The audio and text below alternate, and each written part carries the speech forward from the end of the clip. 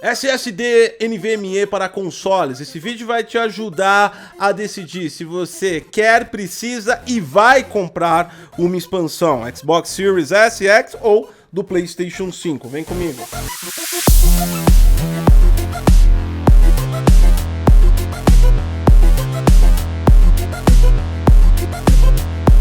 Esse conteúdo só é possível graças aos nossos parceiros DVD Mall e Kaspersky. Você pode adquirir aí esse mês até o dia 1º de setembro na DVD Mall o Windows 10 original por menos R$ 70. Vários produtos com 35% off utilizando o nosso código DGVIP e aceita vários métodos de pagamento. Também você pode adquirir Kaspersky antivírus completo, inclusive com modo game. Todos esses produtos, link tá na descrição e tem nossos códigos com descontos exclusivos. Além de você fazer bons negócios no DG, você apoia esse conteúdo e o canal. Vamos lá, eu resolvi fazer esse vídeo justamente porque eu percebi uma grande confusão nas comunidades de console, principalmente comunidades de consoles, pessoas que sempre tiveram e foram evoluindo os consoles e nunca transitaram por comunidade de PC ou PC gamers, ou seja, é a primeira vez que eles têm acesso ao SSD do lado benéfico, porque foi um dos grandes, dispositivos de features para que os consoles tivessem aí a ascensão que eles estão tendo de Next Gen.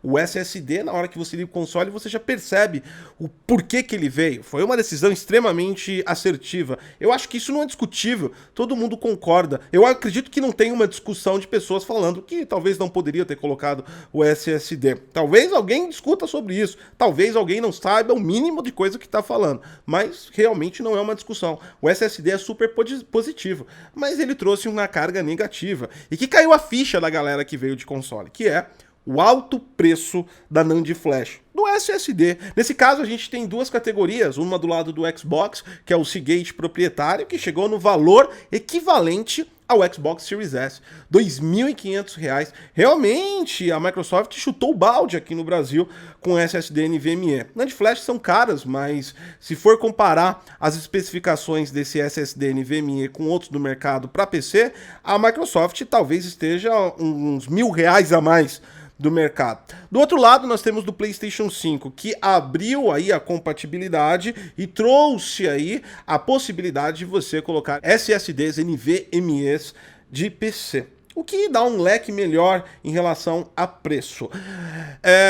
Mas existe uma variação, por exemplo, que você vai ter que respeitar algo que você, se comprou um PlayStation 5, vai comprar, que nunca talvez se ligou, que é o quê? A parte de cotação de dólar, porque a variação de preço de componentes de PC é absurda. Elas variam em questão de horas, dias, semanas, um preço para o outro, às vezes dobra 30%, 40% a mais, 20%, 30%, 40% a menos. Tudo isso é interferência também do dólar, E você vai ter que prestar atenção nisso. Para você ter uma ideia, um vídeo que eu fiz sobre o PlayStation 5, logo que a Sony anunciou que iria disponibilizar aí o SSD NVMe para o console, eu falei lá em torno de 1.800 a 2.300 até 2.500. Hoje nós já temos aí SSDs no dia de hoje que eu gravei esse vídeo a 1.600, 1.700 que possivelmente são compatíveis.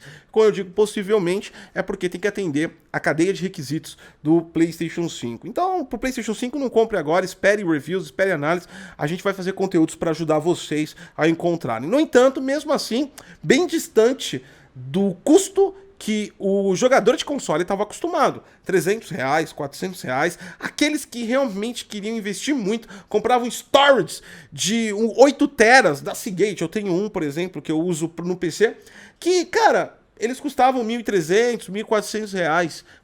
8 teras era mais barato do que um SSD NVMe de 1 tera de PC, no caso do PlayStation 5. Como eu disse, no caso do Xbox, realmente está muito alto. Ok, então.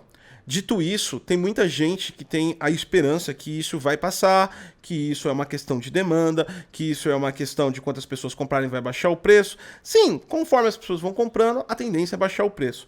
Mas não vai baixar um preço a 300, 400, 500, 600, 700, 800. Para você ter uma ideia, 1 tera NVMe de PCI Express Gen 3 está na casa dos R$800. E esse já é o dos primórdios, os mais antigos. Agora, se você for imaginar isso, você nunca vai chegar na altura do HD mecânico. também não na velocidade. Tem uma explicação, lógico, no Brasil tem postos, tem essa coisa toda, mas isso eu deixo para economistas.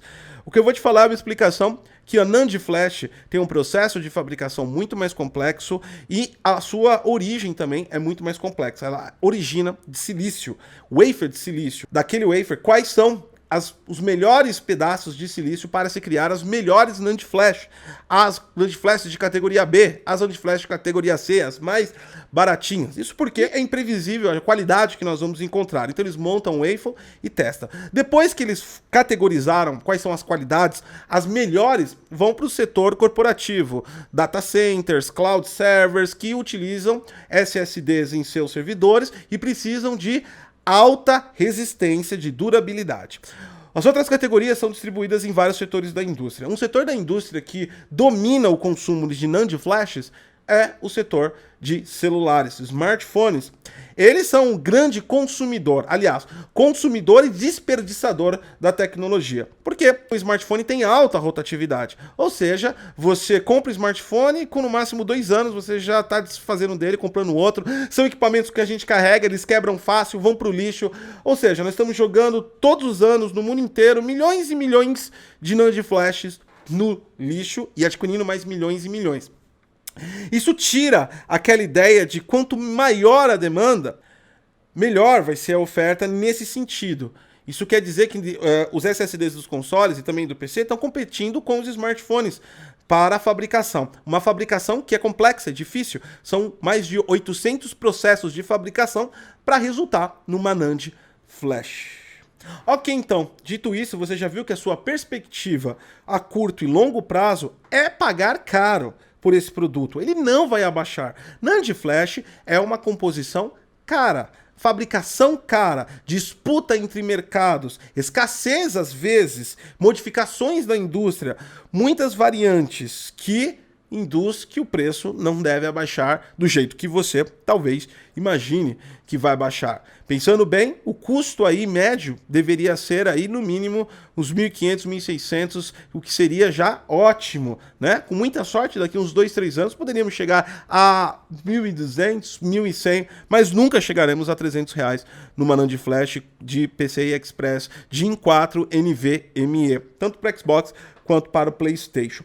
Dito isso, agora é um ponto importante aí da sua análise. O quanto você precisa, o quanto você quer e o quanto você vai comprar esse dispositivo. Porque se você for parar para pensar efetivamente, cada aquisição de acoplação de novos dispositivos em um equipamento tem que agregar experiência. E você está só comprando exclusivamente armazenamento, para você baixar os seus jogos, para que você não tenha que baixar de novo, porque a sua internet fica lenta.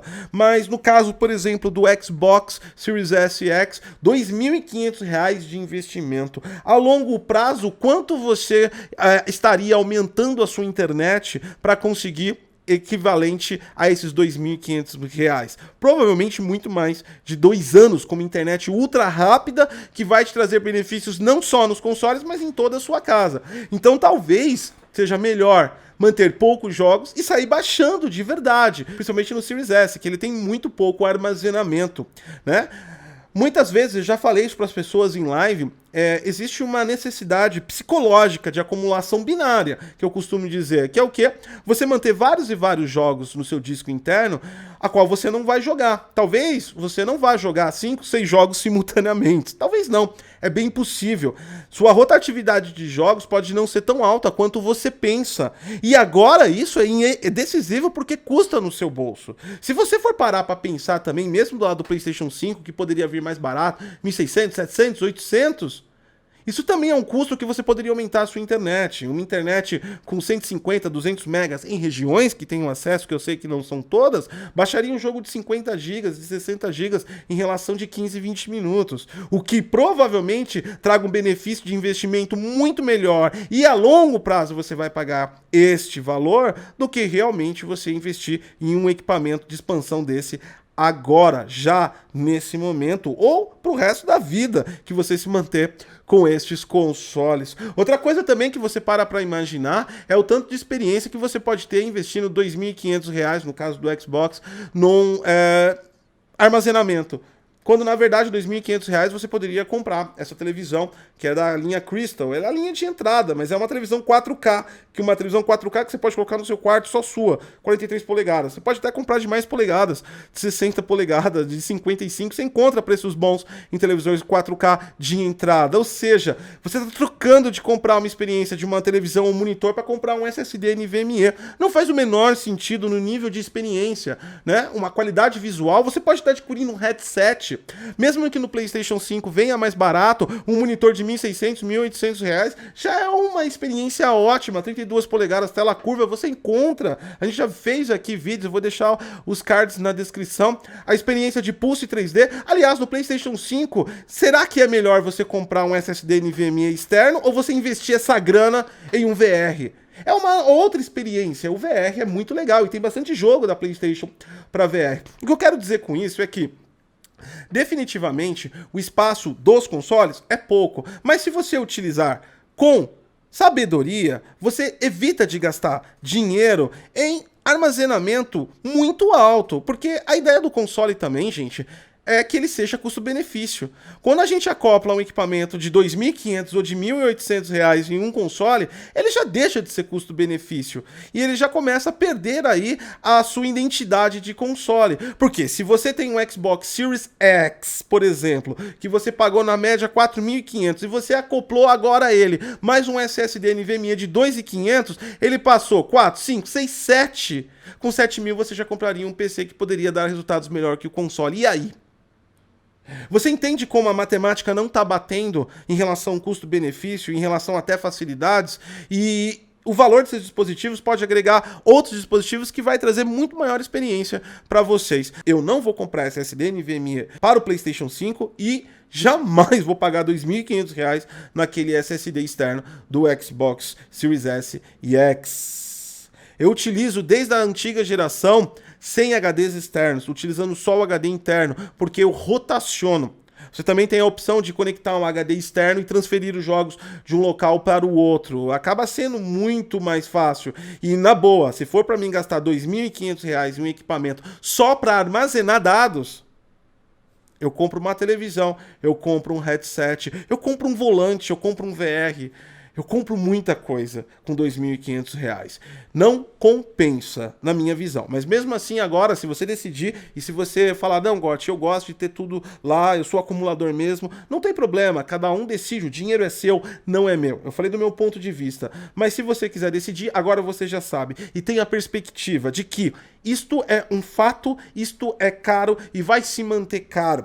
Abaixa os preços, vai abaixar 100, 200, 300 reais, mas você não vai comprar o preço de um HD mecânico, um SSD. Isso não vai acontecer. Espero que vocês tenham gostado, e se você gostou de verdade, ajuda no desenvolvimento de AIDA aí. A gente tá acionando aí a ajuda dos nossos inscritos. Quem quiser, puder, tá o nosso Pix aí. Todo investimento de 1, 10, 20 reais que você mandar é direcionado ao desenvolvimento de AIDA, que é a nossa ferramenta de inteligência artificial para análise de jogos. E o próximo jogo que a gente vai analisar com ela é Hellblade, as melhorias que a Ninja Theory fez no jogo, inclusive com o Ray Tracing. Deixa o like, se inscreve no canal, compartilha essa informação. Eu sou o Gotti Cos e até a próxima.